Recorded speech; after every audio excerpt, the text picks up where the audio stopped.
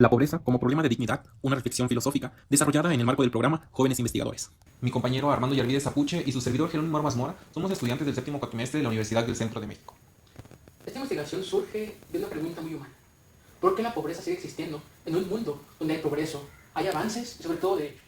Nos dimos cuenta de que detrás de todo esto no hay solamente números, no hay caídas económicas, no hay cifras o porcentajes, sino más bien hay heridas morales que afectan el valor de las personas.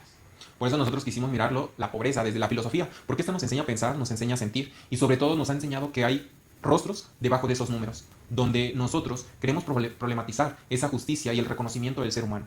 El punto de partida fue el objetivo número 1 de desarrollo sostenible, fin de la pobreza.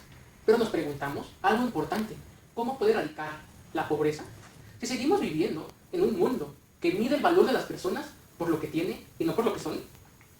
Hoy, quien no produce o no rinde, pertenece o parece no tener valor. Esa mentalidad convierte a la pobreza en algo más que un problema económico. La transforma en una crisis moral. Cuando dejamos de valer, de sentir, de producir, es cuando somos ese engranaje que es útil para la sociedad. Y allí entra la filosofía. Porque la tarea del filósofo no es solamente analizar los problemas, sino también educar la conciencia. ¿Para qué? Para reflexionar sobre la pobreza desde la filosofía. Es educar la mirada para poder reconocer al otro, para devolver al otro su valor, su rostro y sobre todo su dignidad.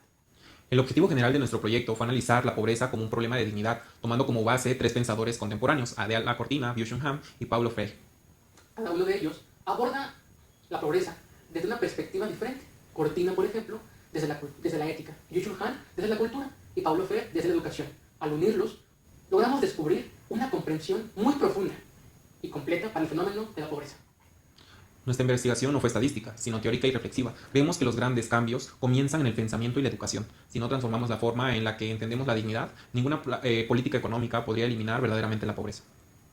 Comenzando con Cortina, en su libro Aporofobia, ella introduce un concepto muy importante: el rechazo del pobre. Ella explica que el mundo no toma al extranjero ni al diferente, sino al que no tiene. Por lo tanto, la aporofobia, en otras palabras más sencillas, es una falta de empatía al prójimo que no tiene. Entonces el mundo, en la aporofobia, no puede llamarse justo, porque discrimina a quien más ocupa apoyo. Por eso erradicar la pobreza no es solamente repartir recursos, repartir dinero, no, sino también eliminar el desprecio y sobre todo recuperar la compasión. Byung-Chul Han, con su obra La sociedad del cansancio, nosotros encontramos de que las personas se miden por su capacidad de rendir, de producir. Todos debemos ser productivos, exitosos y positivos todo el tiempo. Y quienes no cumplen ese modelo, ¿qué pasa con ellos? Bueno, pues los pobres no solo son marginados, sino son culpabilizados. El sistema hace creer que quien fracasa es responsable de su propia miseria.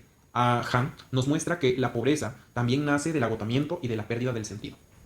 Por último, Paulo Freire, autor de un libro muy importante, La pedagogía del cansancio, propone entonces una educación que libere en lugar de domesticar.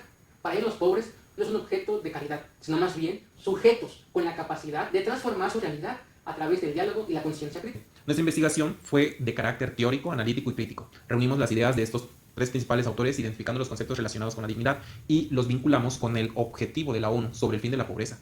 El método fue el diálogo entre pensadores. Analizamos sus conocimientos, sus coincidencias, sus diferencias y buscamos cómo sus ideas podían complementarse. De Cortina tomamos la ética, del reconocimiento. De Han, la crítica de la cultura, del rendimiento. Y de Freire, la educación como liberación.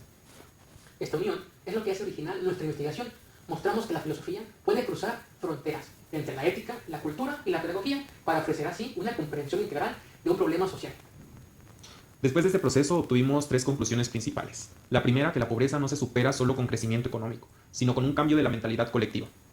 El segundo, que la aporofobia, el desprecio al pobre, sigue siendo una de las formas más invisibles de discriminación. Y por último, el tercero, que la educación, entendida como diálogo y reflexión, puede reconstruir la esperanza y el sentido de la comunidad. Concluimos también que la pobreza es un reflejo de una crisis de humanidad. No solo falta el pan, no solamente falta el dinero, falta el reconocimiento. Mientras la dignidad dependa del dinero o del éxito, seguiremos reproduciendo injusticia. Y por eso la filosofía es tan necesaria, porque nos enseña a mirar distinto, a pensar con ética y a actuar con conciencia. Erradicar la pobreza, sí, es en el fondo un proceso de reaprendizaje moral. Nuestro proyecto se vincula directamente con el Objetivo de Desarrollo Sostenible 1, fin de la pobreza, pero desde un enfoque educativo y filosófico. Buscamos que este trabajo ayude a entender que la pobreza no se erradica solo con dinero, sino con educación y empatía. Las escuelas enseñaran filosofía desde la dignidad, si las políticas sociales incluyeran una ética del cuidado y sobre todo si las personas aprendieran a mirar con respeto, podríamos hablar de un progreso verdaderamente humano. En resumen, la educación tiene el poder de transformar la conciencia y con ella las estructuras que sostienen la pobreza. Esta es la verdadera esperanza que Freire defendía y que hoy necesitamos retomar.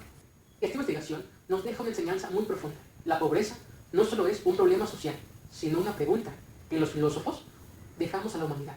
Aprendimos con Han a detenernos a mirar, con Cortina a reconocer al otro y con Freire a educar desde la esperanza.